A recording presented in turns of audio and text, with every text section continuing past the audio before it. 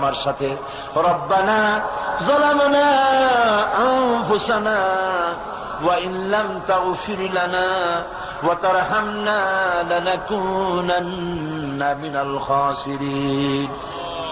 রব্বুল আলামিন লক্ষ লক্ষ জনতা নিয়ে ঢাকা শহরের প্রাণ কেন্দ্রে আউটার স্টেডিয়ামে পল্টনের ময়দানে কোরআন শরীফের 3 দিন তাফসীরুল কোরআন মাহফিলের শেষ দিনে গুনার বোঝা মাথায় নিয়ে কোরআন শরীফ সামনে নিয়ে আল্লাহ তোমার দরবারে ভিক্ষুকের মতো দুটি হাত আমরা তুলে ধরেছি।